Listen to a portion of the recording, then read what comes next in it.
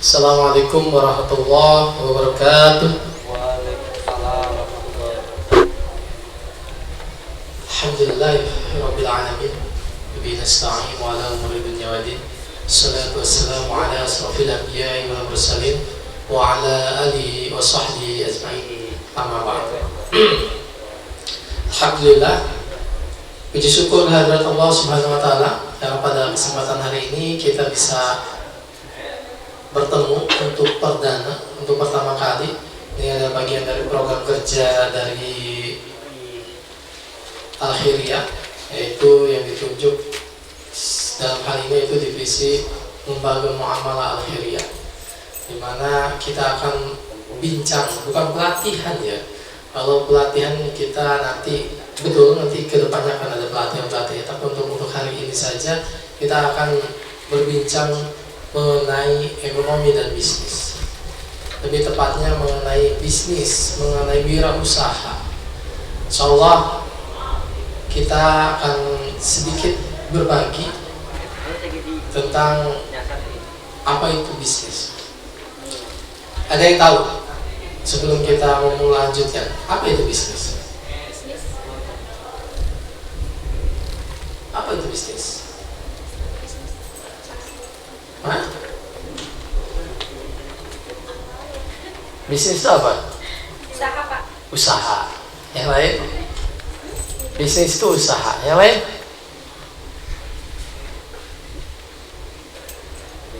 Apa itu bisnis? Ada usaha. Terus? Hubungan. Terus? Hubungan antara kau dan aku. Ya. Apa lagi? Bisnis atau kalian katakan katanya usaha. Kita jalan ke kampus juga bagian dari usaha. Kalau bisnis itu apa? Secara lengkapnya, bisnis adalah suatu kegiatan usaha individu yang dilakukan secara terorganisir untuk menjual barang maupun jasa untuk memenuhi kebutuhan masyarakat. Ya, itu namanya bisnis sekilas ya. Tapi kalau menurut beberapa ahli, dibaca saja referensinya, itu kita padatkan saja. Kalau ngomong-ngomong masalah bisnis, ini adalah usaha yang kalau mau kita ini pintu rezeki, 9 pintu rezeki dari 10 ya, itu datangnya dari dagang atau bisnis. Kenapa bisa demikian? 9 pintu rezeki itu datangnya dari bisnis. Jadi kalau sampai kita meremehkan bisnis, meremehkan orang-orang yang jualan, yang misalnya contoh kita lihat ada orang yang jualan cilok keliling, ada yang jualan es keliling, ya, ada yang jualan apapun itu, tahu bulat katanya kan, digoreng dadakan pakai mobil ya, keliling-keliling. Pernah nggak nanya omsetnya berapa? Pernah nggak nanya keuntungannya berapa? Kalau kalian tahu, pasti kalian akan, wah lumayan ya, wah lumayan ya. Bener nggak? Kita sekarang hitung kecilnya, misalnya mamang tukang parkir, dia bisnis atau enggak itu? Bisnis apa? Jaga motor kan Apa namanya? Orang parkir mah. Bisnis bukan? Kan usaha juga. Kan usaha kerja itu bukan bisnis. Kerja, ada yang bukan Bisnis bisnis sama kerja. usaha kan beda. Beda tanya. Tanya dulu, kerjanya kerja sama orang dibayar apa bagaimana? Definisi karyawan itu apa? Definisi karyawan itu adalah orang yang bekerja pada suatu lembaga atau perusahaan dan dia dibayar atau digaji oleh perusahaan tersebut.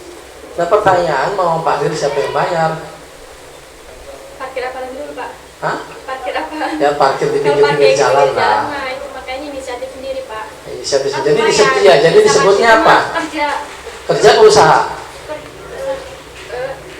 Iya. Kerja di tukang parkir. Hah? Kerja jadi tukang parkir. Bukan, itu sedang usaha. Dia sedang berbisnis jasa namanya. Tukang urut bisnis jasa. Karena yang dirasakan adalah tenaganya, jasanya. Nah, kita hitung, misalkan contoh, ini tukang parkir kalau terorganisir, misal kita lagi main di mana? Di tempat ini, tempat yang biasanya kumpul anak-anak atau kumpul keluarga yang buat makan-makan dan segala macamnya ya. Ya di tempat apa namanya? Jajanan malam misalnya. Kita hitung berapa motor yang masuk ke sana. Paling sedikit. Ada berapa motor yang masuk paling sedikit? 50? Nyampe? Lebih malah. Ya udah kita ambil 50 aja. 50 motor. Wah, spidolnya kebagusan. Iya. Bingung nih.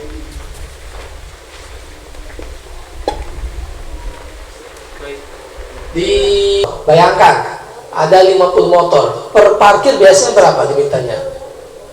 2.000. Yang ngasih bukan diminta kan, seikhlasnya biasanya, tapi rata-rata ngasihnya 2.000 kali 50 motor berapa? 100.000. Itu mungkin hanya 1 jam dia duduk di situ. Setelah itu pergi kan 50 motor kan 100.000. Kalau dia parkir misalkan dalam sehari jalan jauh-jauh 5 jam nungguin parkirnya, dan di situ 50 per jam, 50 motor per jam, berarti ada 500. Enggak kan 5 jam 50 motor, ya betul, 50 motor. Kalau 5 jam taruh misalnya 250 motor kali 2.000, jadi 500.000 per hari. Udah hitung, kalau dikali per bulan berapa? Coba dihitung, 500.000 dikali misalnya 1 bulan, ya dia libur lah 30 hari, itu libur lah 5 hari, kali 25, 500.000 kali 25 berapa?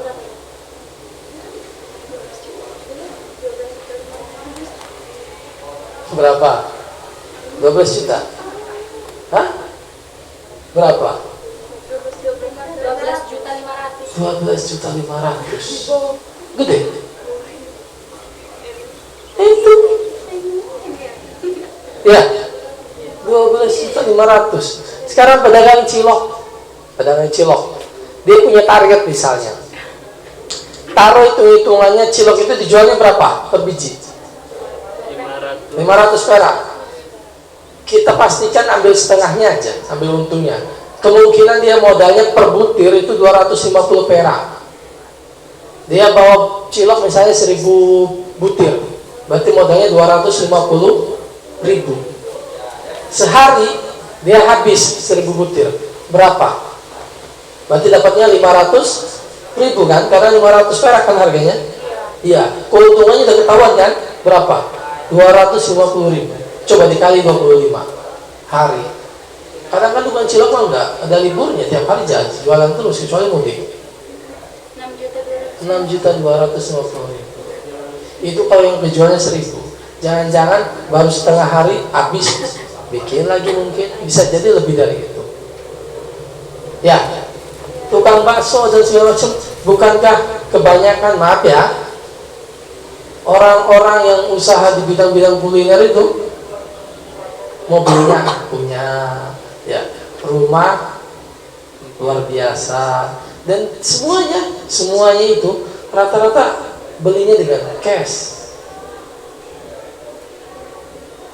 Ya, para pebisnis karena uangnya langsung dapat. Kalaupun misalnya dia kredit atau cicil, ada kemungkinan uangnya sedang diputar di usahanya. Betapa enaknya coba jadi pebisnis. Sekarang saya tanya, kalian jurusannya apa di sini semuanya? Manajemen, pendidikan agama Islam. Tujuannya jadi apa setelah lulus? Setelah lulus tujuannya jadi apa? Hah? Jadi apa tujuannya? Setelah lulus, guru kan? Tahu gaji guru berapa? Kalau honorer, gaji PNS-nya jadi berapa? Di angka 3 Bang ya? 3 juta, atau kadang kalau golongan masih rendah kan 2,28 atau berapa itu yang saya kurang tahu. Nah kalau ini 3 juta. Kebutuhan hidup sekarang berapa banyak? Ya. Bagaimana caranya ketika kalian menjadi guru, itu cukup menjadi sebagai ajang pengabdian. Jadikan itu ajang pengabdian. Selebihnya kalau kalian mau cari uang sambil jualan bisnis. Tapi kan Pak, kita nggak bakal keburu. Jangan kalian yang jualan, yang penting ilmu kalian sudah tahu. Orang lain yang mengelola, tapi kalian yang sebagai leadernya. Kalian memiliki konsepnya, kalian memiliki manajemennya, orang lain. Contohnya Pak, ya bisa lah misalnya kalian ngajar, tapi kalian punya warung. Kalian ngajar, tapi kalian punya tempat makanan, misalkan ya, tempat apa lagi? Tempat kuliner segala macam, biarkan orang yang ngelola. Tapi kalian yang ini ya, toh ngajar misalnya, kalaupun full day ya kan, full day kan sampai jam 4 misalkan kan sisa jamnya masih bisa di sana. Seperti itu. Kan jadikan itu sebagai pengabdian. Kebayang tuh, kalau kalian hanya mengharapkan dari gaji, karena akan nanti yang dikhawatirkan bukankah ketika kalian tidak masuk kerja, ketika kalian tidak mengajar, kan juga harus dihitung meskipun Pak gajinya flat misalkan, ini harus bertanggung jawab kan. Dan enaknya lagi menjadi seorang pebisnis adalah bisa tetap kumpul dengan keluarga, bisa tetap urus anak kalau nanti sudah punya anak dan menikah, bisa tetap berkarir atas dasar izin suami. Karirnya apa ya?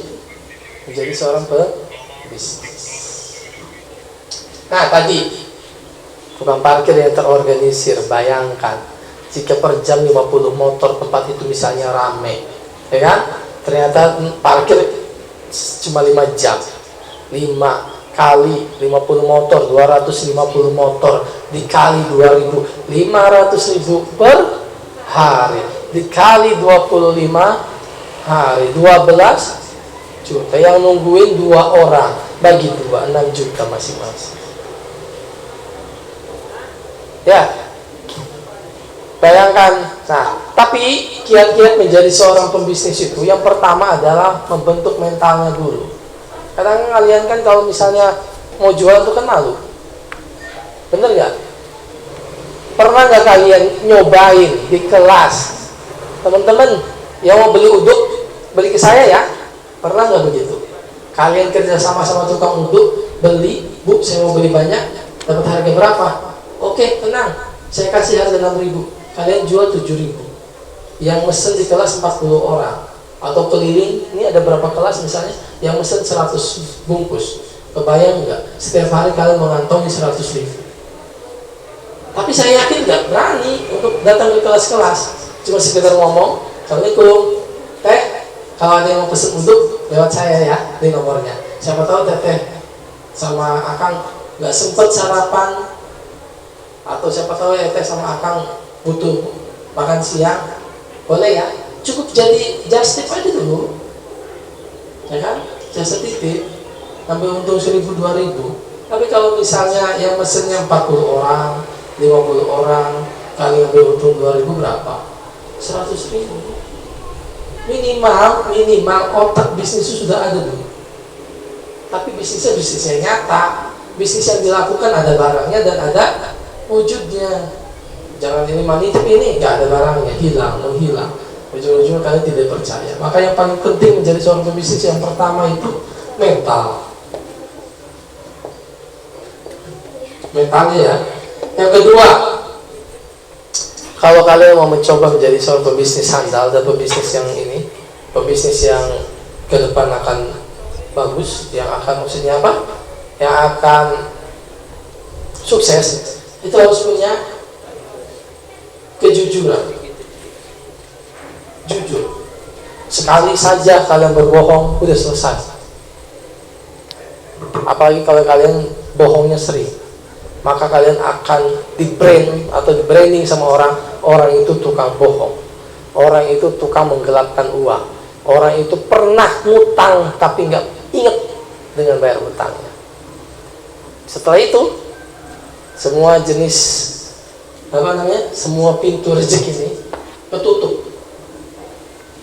Kenapa ketutup? Orang mau ngajak kerjasama juga mikir-mikir, orang mau mesen ini juga mikir-mikir, takut ini takut itu. Kan ada kemarin kasusnya mahasiswa yang kasus penipuan yang lumayan gede, yang viral-viralnya apa? Penjualan tiket apa? Tiket apa? Tiket apa? Konser itu Pak. Konser apa? Cosplay apa? Cosplay apa? Cosplay. Ya, mahasiswa kan pelakunya. Gimana nanti ke depannya? Maka yang paling penting juga integritas kalian.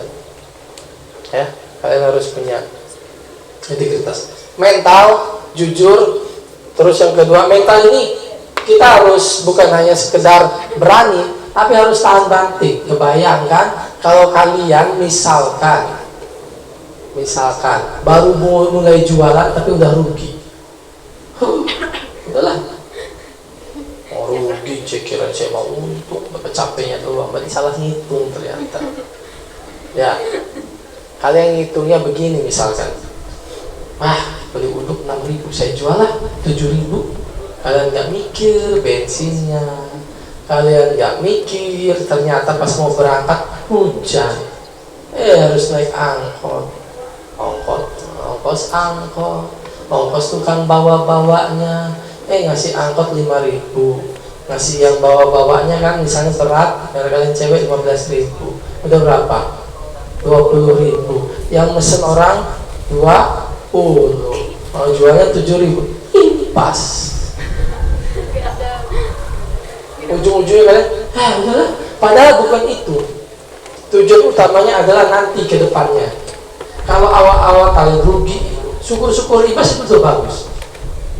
Kalau imbas itu udah bagus. Justru yang paling terpenting adalah bagaimana caranya kalian nge-brand diri kalian. Kalau kalian tukang jualan uduk, tukang jualan cemilan di kelas. Jadi orang kalau ingat, besok saya harus datang pagi. Apa kalau keburu sarapan nih, misalkan. Oh iya, si Ami jual uduk misalnya. Nanti pesan sama si Ami aja lah. Ternyata temennya mau ngadain acara, misalkan LK, ya, atau LBT, ya kan nginep, dan itu harus butuh sarapan. Siapa ya? Orang teman kita ada yang jualan, siapa? Si itu jual uduk, ya udah pesen. Bagaimana brand itu sudah melekat pada diri kalian? Enak juga tuh. Kalian tinggal nunggu. Jangan kalian melihat orang-orang yang sudah sukses dulu ya. Orang-orang yang sukses tanya perjuangannya.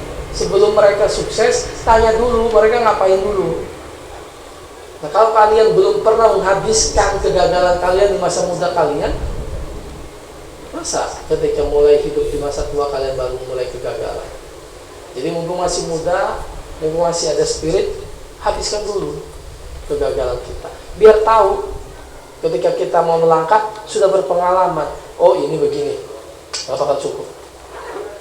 Ini harus ditambahin, ini harus begini, harus begini. Jadi semuanya ada jalannya, semuanya akan ada pengalaman. Jadi ilmu yang paling berharga adalah pengalaman. Nah, dan satu lagi, kalau kalian punya cita-cita ingin menjadi orang kaya, kan orang rata-rata sampai orang kaya, punya mobil sendiri, punya rumah, punya ini, jalannya cuma satu, yaitu dengan berbisnis. Kalau kalian jadi pekerja, jangan harap akan kaya, akan cepat kaya, standar, ya kan? Ya enggak? Iya. Kalau jadi pekerja, paling juga kita, misalnya yang punya rumah, ya harus nabung berapa lama? Kalau enggak dibarengin sama bisnis. Kalau top, misalnya bahasa kita hanya top dari hasil bekerja, kapan dia punya rumah? Kapan dia punya kendaraan? Kapan dia punya keinginan segala macam? Betul, rezeki kan Allah yang ngatur. Tapi kembali lagi, 9 dari pintu rezeki itu datangnya dari bisnis. Kok bisa Pak? Apa sebabnya? Yang pertama, kalau berbisnis, ya kalau nggak untung rugi, tapi yang pasti kan ada untung. Yang keduanya menjalin silaturahmi. Orang lain akan tahu kalau kita jualan apa. Plus, walaupun kita jualannya rugi aja, ternyata kita ketemu dengan orang yang ternyata kita itu rugi, mengatakan, Pak, barang ini mah agak jelek. Makanya harganya segini, kalau mau bagus harganya segini. Apa adanya, jujur, orang lain akan terkesan dengan kita, bahwa ini orang jujur nih. Maka akan pesan yang lain, pesan dalam bentuk yang lain. Nah itu rezekinya akan datang secara tiba-tiba. Karena kejujuran, karena pertemuan, orang akan menilai kita. Tapi kalau kita kerja, kan paling menilai bos. Syukur-syukur misalnya perusahaan itu ada jenjang karir, dimana kalau kita bagus, kalau kita naik jabatan, nambah keuangan misalkan. Nah, kalau nggak ada, kita akan selamanya berada di bawah. Nah, berbicara bisnis juga, sampai sini ada yang mau ditanyakan dulu nggak?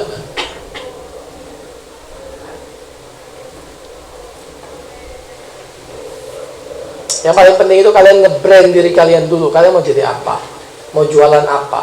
Jangan tiba-tiba hari ini jualan ini, besok jualan itu, besok jualan lagi, yang lain-lain gitu. Enggak istiqomah, gonta-ganti. Karena ini rugi ganti. Ya bagus sih untuk belajar untuk mengetahui nantinya mau jualan apa.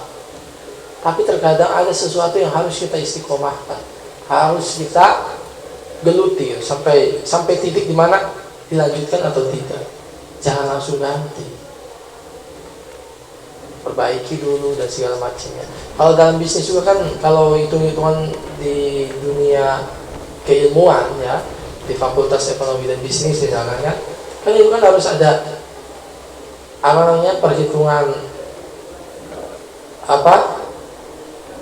perhitungan kekuatannya bagaimana, ada SWOT ya, strength, weakness, terus opportunity dan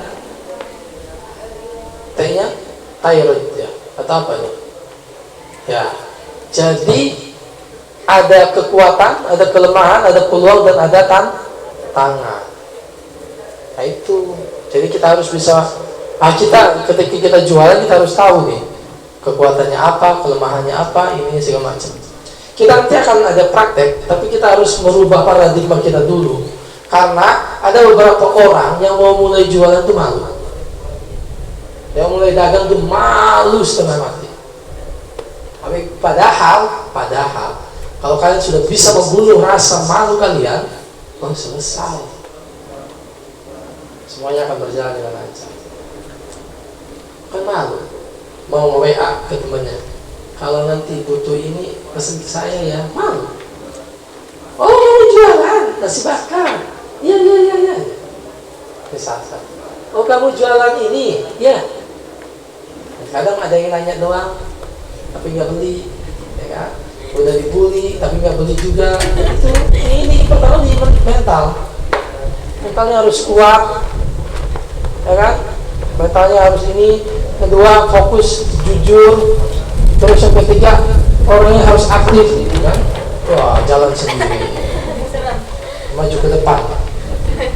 Bayang kalau majunya mundur ke belakang. Ya, dorong-dorongan dan kencang juga ya. Nah,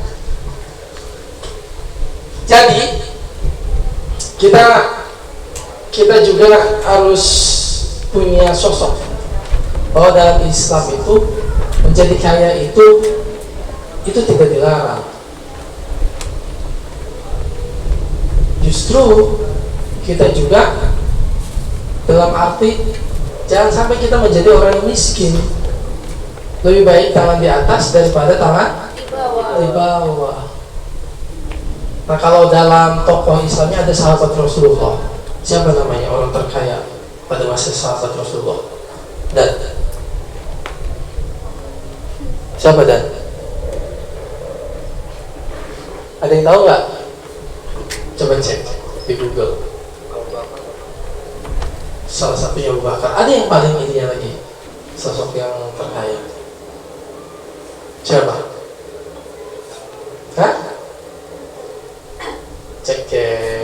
sahabat Rasulullah?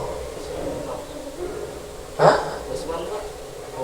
Cek dulu, sahabat Rasulullah kan yang kita ketahui Abu Bakar Siddiq, Utsman bin Affan, itu kan karena Khalifah Rasyidin.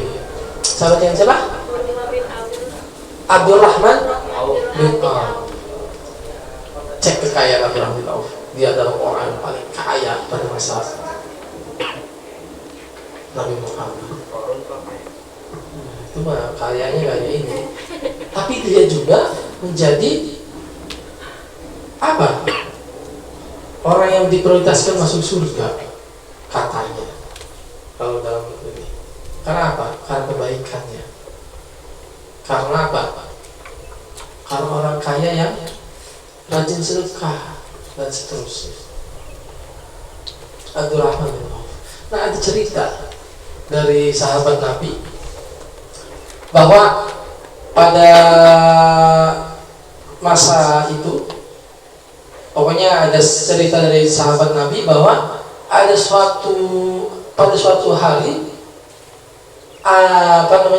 si petani kurma ini mengalami kegagalan, bahwa katanya si kurma ini yaitu mengalami busuk, pokoknya jelek panennya, jelek, dan akhirnya para petani ini kebingungan mau jual kemana karena kurma ini bermakna pada busuk, pada jelek segala macam ya. Ada sahabat yang dia cita-citanya pengen miskin, cita-citanya pengen miskin saking kayanya. Lalu dia borong semua kurma itu, ya, sebuah riwayat ya, dia borong kurma itu, dia beli dengan harga normal sesuai dengan harga kurma yang pada saat ininya, ya kan, dia bayarin tuh kurma. Tetap kan, petani tetap sejahtera dan dia merasa bahagia bisa membantu. Dia simpan di gudang. Selang beberapa lama ada utusan datang dari negeri sebelah. Dia datang ke sana hanya untuk mencari apa coba? Di negerinya yang di seberang itu sedang terkena wabah penyakit dan hanya bisa diobati oleh kurma busuk, kurma jelek tadi. Dia nyari ke seluruh penjuru, tidak ada kurma busuk. Ternyata yang ada di situ, di tempat sahabat Nabi.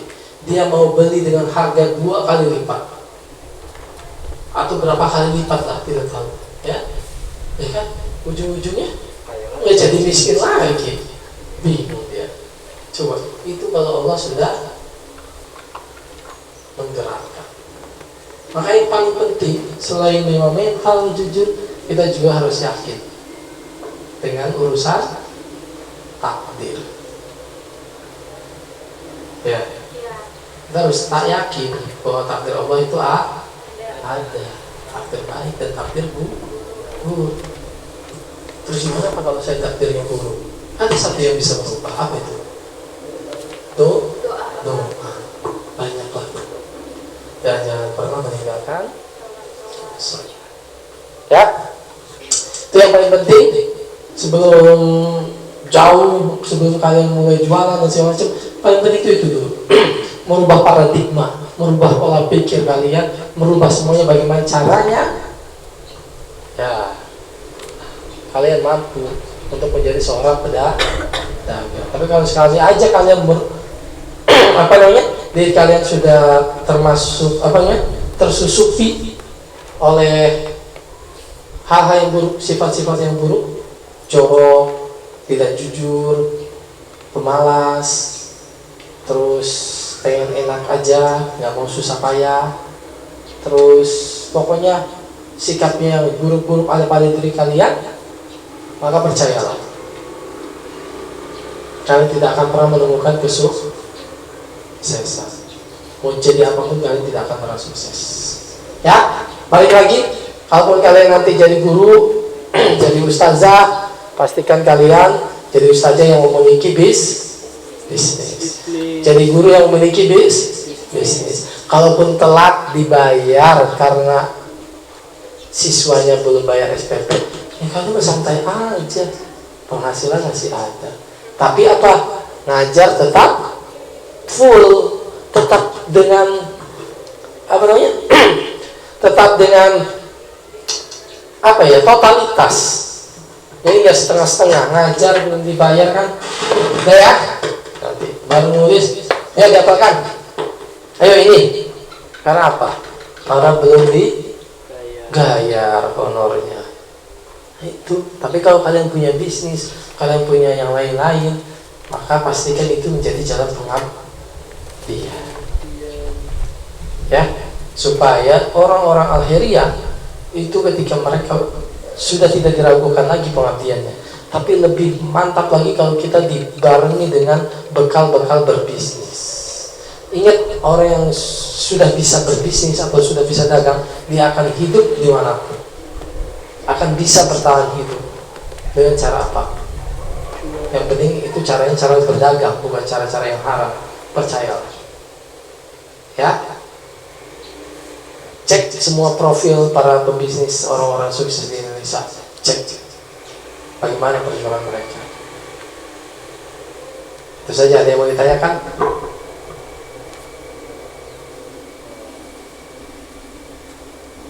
Ada yang mau ditanyakan? Silakan. Itu Pak, kalau buat mulai bisnis itu Pak, yang perlu diperhitungkan itu modal apa barang yang harus dijual Pak? Maksudnya? Yang benar-benar harus diperhitungkan itu Pak, yang benar-benar harus disiapkan. Yang paling penting kalian mencari peluangnya dulu. Jangan sampai gini loh. Contohnya kalian datang misalnya ke Kutub Utara, misalkan Kutub Utara kan tempatnya dingin. Kalian ke sana mau jualannya jualan baju kaos tipis atau misalnya baju renang, laku nggak? Susah. Tapi kalau kalian jualannya mantel, jaket yang tebal, laku nggak? Laku. Yang paling terpenting ketika kalian ada di suatu tempat, ini peluang yang cocok apa nih? Misalnya di kampus. Nih, wah ini anak muda semua nih. Rata-rata cewek semua di kelas. Wah, peluangnya tahu nih. Kalau mau jual makanan ringan yang agak pedas-pedas. Peluang nih. Makanan enak, kekinian, agak pedas. Cewek kan sukanya pedas. Ya, peluang dulu. Terus Pak ini siapin apa lagi? Modal. Kalau kata Bob Sadino, kalau kamu butuh modal ya, dengkul kamu misalnya dibayarin 2 miliar, mau nggak? Dipotong deputasi. Udah ada 2 dengkul. Udah berapa? 4 miliar. Modal itu kan? Jangan aja coba bayar. Itu sudah modal 4 miliar kan? Itu kan Bob Sadino mengatakan seperti itu. Ya enggak?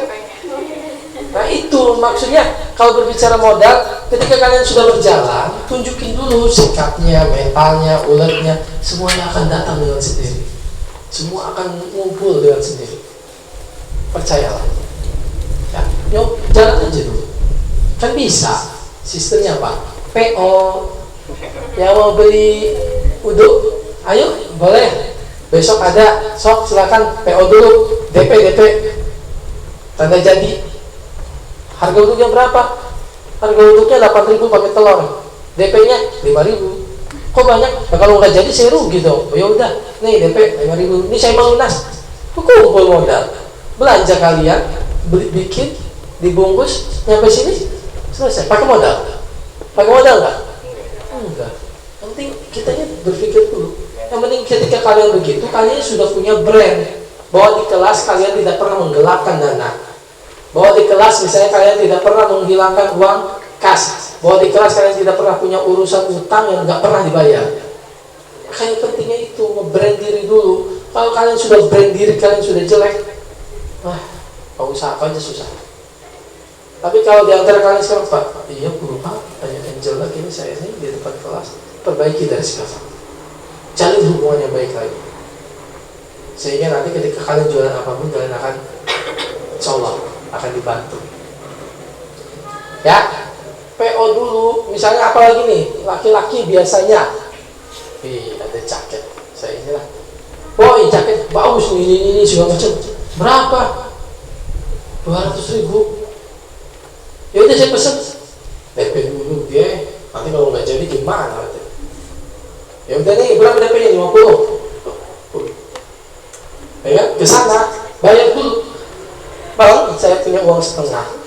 Saya bawa dulu barangnya, ini pasti lakunya karena sudah pasti DP. Nanti kalau sudah mereka pada bayar, saya lunasin transfer. Syaratnya apa? Jujur dulu. Dan kalau awal-awal kan orang nggak ada yang percaya, maka jangan dulu gede, kecil-kecilan dulu. Sampai kalian percaya, pertahankan kepercayaan itu temannya, pertahankan semua tingkat kepercayaan orang ke kita dipertahankan, maka dengan sendirinya akan lebih besar, akan gede dan terus membesar. Tapi kalau sekali saja kalian sudah merusak, wah, itu mengulangi dari awalnya akan sulit. Ya, sama seperti orang yang punya utang. Kalau punya utang itu jangan lari. Kalau kalian janji besok, ketika besok kalian ngabarin, maaf ya, hari ini saya belum punya uang. Ini bukti tanggung jawab saya ngabarin kamu.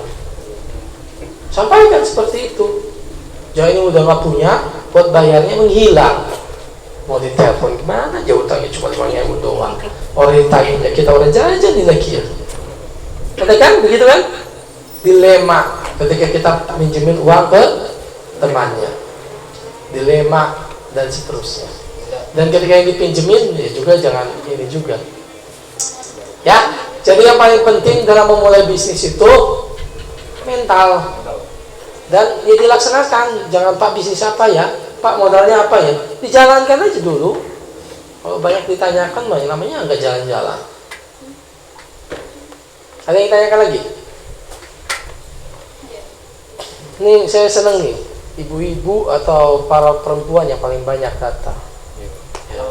Karena apa? Karena terkadang faktor ekonomi itu akan merusak keluarga, ya kan? Ya enggak?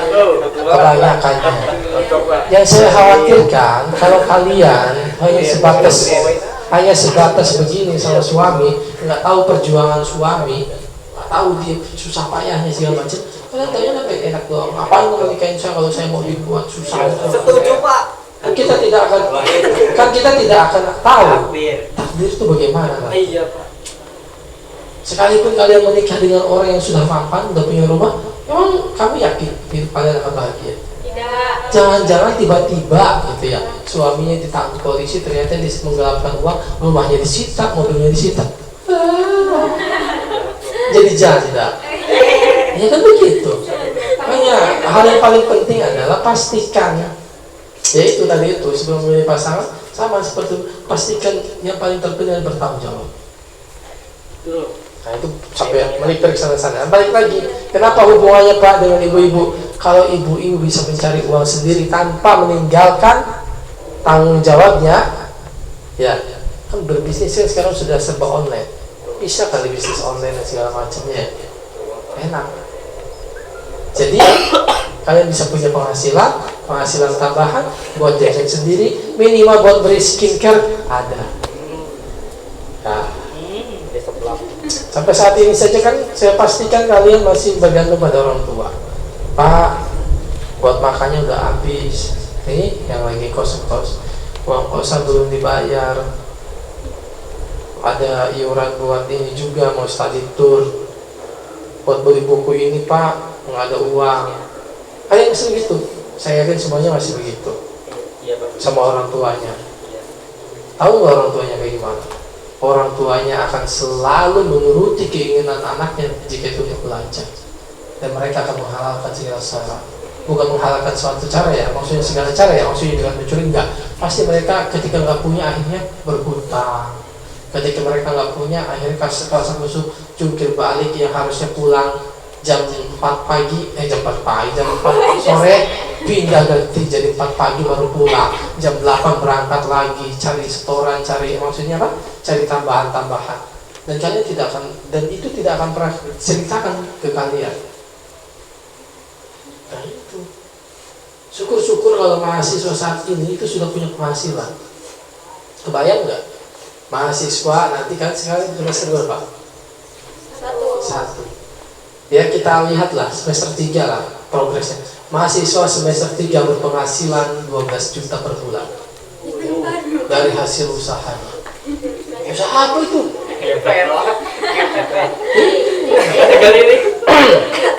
Banyak peluang, makanya peluangnya itu dilaksanakan. Nih, kalau kalian mau ya, para cowok ya, ada kelas malam kan di sini. Iya Pak. Iya. Kelas malam itu kan rata-rata karyawan Iya. yang pulang kerja langsung kuliah, dan mereka rata-rata kebanyakannya belum makan. Yang keduanya pegel, lelah, mulai butuh kopi, ya kan? Dan di ketiga, kalau mereka sudah datang di kelas itu mager, karena saking capeknya duduk di kelas. Kalau bisa, kayaknya kalau saya tarik peluang, kalau kalian jualan kopi keliling kelas, Pak, ada yang mau kopi? Berapa deh? 5.000, bikinin. Yakin lah. Pertanyaannya, mau nggak? Atau jangan-jangan malu? Kalau yang jualannya cantik nggak ramai tuh Pak pasti. Ya, nyobain deh keliling setiap malam. Assalamualaikum, punten Bapak Ibu, kita lagi jualan kopi. Kan jam pertama itu kalau di desa dari jam 7 sampai jam setengah 9. Setengah 9 kesannya kan udah mulai ngantuk kan tuh. Tanyain, tawarin kopi, ada cemilan, kita bawa cemilan, syukur-syukur bawa datang ke sana sambil dibawa barangnya. Habis beli, ngemil sambil ngopi untuk menghilangkan ngantuk, lelah, sok ya. Percaya nggak? Nyobain dulu ya. Nah, nanti kita prakteknya itu tuh, praktek mental. Kita bagi kelompok, kita jualan. Minimal dari jualan kopi keliling ke kelas. Ya, baik di Fakultas Ekonomi maupun di STIT. STIT ada yang kelas malam? Ada. Iya. Tawarin kopi. Assalamualaikum, Bapak Ibu, kita jualan kopi nih. Ada yang mau pesen ya? Berapa? Good day, 5.000. Kopi hitam, 5.000. Bedanya sama aja Pak. Beda warna. Beda warna doang. Berapa modalnya? Kalau tidak salah kopi itu 1.500. Taruhlah modal airnya 1.000. Jadi 2.500. Dijual berapa biasanya? 5.000 ya? Nah kalian turunin lah, jangan 5.000, 4.000. Ya, berapa untungnya? 1.500. Yang beli misalkan per malam kalian habis keliling kumpulin berapa lakunya, berapa ternyata yang beli kurang lebih ada 30 kali 1.500 berapa? 45.000. Dapat untung 45.000. Kumpulin kasnya, kumpulin sampai nanti besar kasnya, nanti dibagi masing-masing. Dibaginya bukan dibagi ini, dipinjemin modal. Nih modal kamu 1 juta, kamu cari usaha yang lain. Ini modal kamu 1 juta, cari usaha lain. Nih modal, nanti kita akan punya komunitas bisnis dari sini. Siap ya?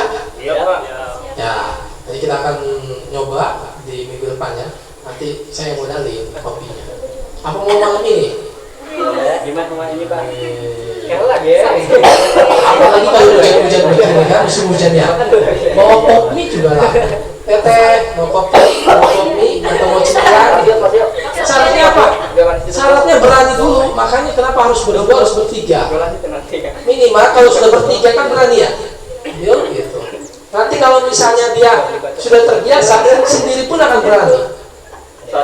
Serius. Nanti syukur-syukur kalau sudah ini seret teh. Kalau nanti butuh apa-apa, WA aja.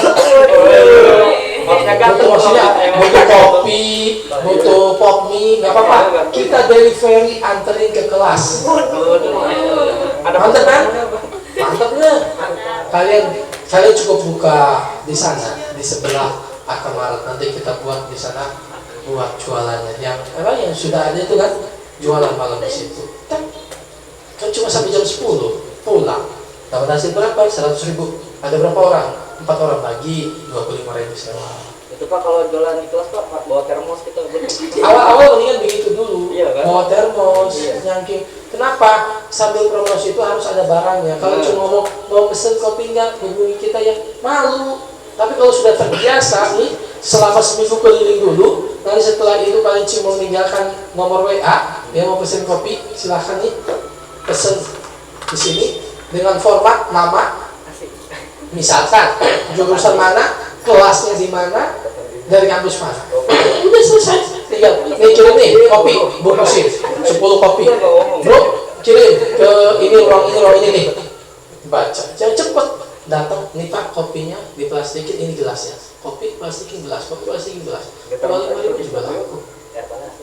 Kan harus beli plastik, harus beli gelas plastik juga kan? Ya. Iya. Udah. Jadi nggak usah bawa termos lagi. Cukup duduk di tempat, nungguin pesanan kirim ke kelas-kelas. Kalian punya kas, kalian punya modal, nanti ke depan udah berapa modalnya? Ininya, kasnya udah 2 juta Pak. Siapa yang mau nyabang? Dalam arti siapa yang mau nyoba berdiri sendiri? Mau jualan uduk misalnya di kelas pagi Pak, siap nih modalnya 400 ribu. Sok, kamu promosi. Tapi dengan syarat dia harus setor 500 ribu itu harus kembali. Syukur nanti ada, dan jangan dikembalinya meja 500 ribu balikin 700 ribu, nggak boleh.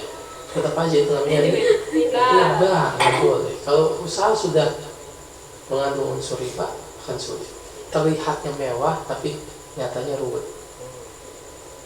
Ya, kalau yang lainnya itu masih ikhlasnya. Pak nih, saya dapat keuntungan, saya mau nyumbang, kas buat keuntungan misalnya. Tapi jangan diucapkan, Pak nanti kalau saya minjem nanti saya kasih lebih deh Pak 20 ribu. Itu sama saja sudah riba, nggak boleh. Seikhlas saja. Kalau misalnya kalian nggak dapat untung, ya udah, yang penting dikembalikan uangnya. Kalau kalian dapat untung besar, kalian mau berinfak, ya silahkan infak. Seikhlas. Ya, kita coba minggu depan ya. Siap nggak? Siap. Dimas Mas siapa? Siap ya. Ada yang ceweknya siap nggak? Malam mah capek.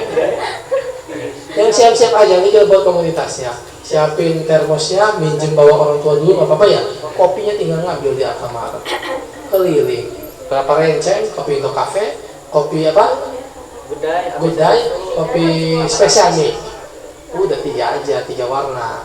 Sisanya makanan-makanan, kopi dan segala macam. Keliling. Assalamualaikum. Teh, ada yang kopi? Kopi A. Ini apa? Praktek, mahasiswa praktek, jualan kopi. Ih, gak malu kan? Kalau dibilang sedang praktek kan? Kalau di praktek kan nggak malu ya? Kalau di praktek Pak, kita Pak, praktek bisnis. Oh yaudah, pesan 10. Ya? Iya Pak, siap. Oke, itu saja hari ini. Bapak ada jam ngajar. Terima kasih, saya tanya lagi. Iya. Itu Pak, kalau investor itu Pak yang ngambil saham dari perusahaan lain itu riba nggak Pak? Itu kan jelas ada sistem bagi hasilnya. Kalau udah telanjur masuk itu gimana? Itu kan bagi hasil, sistemnya kan bagi hasil maksudnya. Beda dengan orang yang minjem uang lalu dibungakan untuk apa misalnya. Kan ini sistemnya bagi hasil. Sama nanti sistemnya bagi hasil. Yang mau bisa minjem, Pak saya mau minjem 500 ribu, keuntungannya berapa? Ya kalau jualan ini Pak kita dapat untungnya 2.000, ya udah bagi hasil. Yang 200 perak buat kita, yang 1.800 buat Pak. Setuju nggak setuju? Ya udah, sistem bagi hasil. Karena kan modal uang. Gitu ya. Oke, cukup Pak. Kembali dirubah lagi mindsetnya, pola pikirnya dan seterusnya. Kalau kalian saat ini punya cita-cita menjadi seorang pegawai, mending dirubah jadi pengusaha. Karena dengan pengusaha kalian bisa merekrut orang, kalian bisa mempekerjakan orang. Justru kalian sudah menutup apa? Kalau kalian ikut-ikutan kerja, kalau kalian punya cita-cita bekerja, menutup peluang orang-orang yang ingin bekerja. Tapi kalau kalian sudah bercita-cita menjadi pengusaha, kalian sudah membuka peluang orang-orang untuk bekerja. Bahkan kalian bisa merekrut orang-orang untuk bekerja. Itu saja. Terima kasih. Mohon maaf untuk hari ini saja kita merubah mindset dulu, menjadi pengusaha yang tidak semudah membalikan telapak tangan. Yang paling penting menguatkan mental, menguatkan mindset kalian, menguatkan jangan sampai kalian berpikir, betul dagang mau gimana? Semuanya megawe baik. Nah itu ada yang salah, ada yang keliru. Yang dengan mindset seperti itu. Ya, itu saja. Terima kasih. Mohon maaf jika ada kata-kata yang kurang berkenan, yang kurang baik, yang masih ini kita sama-sama masih belajar. Bapak juga masih belajar. Jangan-jangan ternyata secara praktek kalian lebih jago ya. Tapi mudah-mudahan dengan sharing ini, sharing session ya, sharing kita seperti ini, mudah-mudahan kita bisa sambil mentransfer ilmu. Saya mentransfer, kalian juga mentransfer ilmu pada saya. Jadi kita sama-sama bisa belajar. Itu saja. Akhirnya hanya kepada Allah Saya berlindung diri, mohon maaf jika ada kata-kata yang kurang berkenan. Hasbunallah wa ni'mal wakil, ni'mal maula wa ni'man nasir, wa la haula wa la quwata illa billahil aliyyil azim. Assalamualaikum warahmatullahi wabarakatuh.